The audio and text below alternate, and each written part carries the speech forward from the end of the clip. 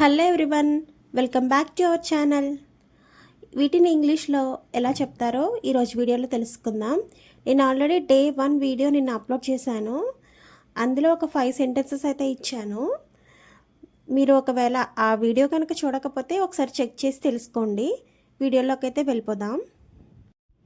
నీకు సహాయం కావాలా? Do you need any help? Do you need any help?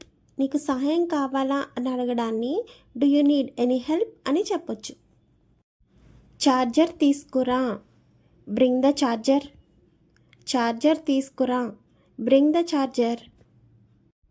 మంచి పని చేశావు, you did a good job. You did a good job. మంచి పని చేశావు అని అనడాన్ని you did a good job అని చెప్పొచ్చు. సమయం అయిపోయింది, time is up. Time is up. Time అయిపోయింది, సమయం అయిపోయింది అని చెప్పడాన్ని టైమ్ ఈజ్ అప్ అని కూడా చెప్పొచ్చు. అక్కడికి వెళ్ళకు, డోంట్ గో దేర్. అక్కడికి వెళ్ళకు, డోంట్ గో దేర్.